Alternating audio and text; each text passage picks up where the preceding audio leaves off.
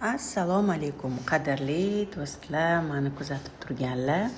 Mana qaranglar qanaqa chiroyli proyektga keldik. Bu shahar markazi Mezzetli Soli Center. Juda ham chiroyli proyekt. Dengiz 650 metr uzoqlikda lekin siz shahar markazidasiz. Mana biz hozir sekin xonadonimizga ham kirib keldik. Oshxonani qaranglar qanaqa go'zal. Shularning hammasi shu uy olgan insonga qoladi. Bu xonadonimiz o'tirma izni, demak Turkiyada yashash huquqini beradigan hujjatni bemalol ola olasizlar. Uy narxini oxirida aytaman, videoni oxirigacha ko'ringlar.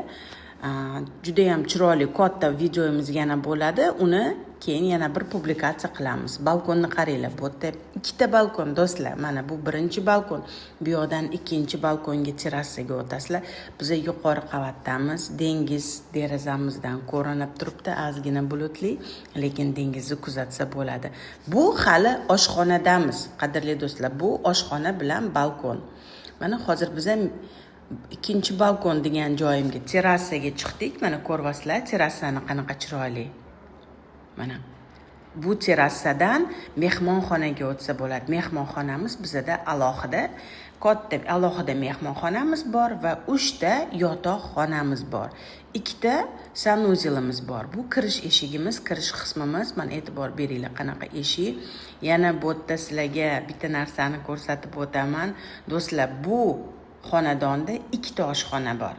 Mana ikkinchi oshxonani ko'ryapsizlar. Nimaga turklar bunaqa qiladi? Bir xil proyektlarda shunaqa ikkinchi kichkina oshxona bo'ladi. Hamma qovuriladigan ishlar shu oshxonada bajariladi. Buni hidi bu oshxonaga ham o'tmaydi, boshqa xonalarga ham o'tmaydi. Shuning uchun shunaqa jarovnya deydi. Alohida kichkina oshxona qilinadi. Mana yana bir marta oshxona bilan balkon terrasamizni kuzatsanglar bo'ladi. 2 ta terrasamiz bor. Bitta terrasa oshxonadan chiqiladi, ikkinchi terrasa mehmonxonadan chiqiladi. Bu yog'iga rasmlarni kuzatasizlar do'stlar. Mana rasmlariga ham e'tibor beringlar. Mana mehmonxona qismi, terrasa, koridorimiz kattaligiga e'tibor beringlar.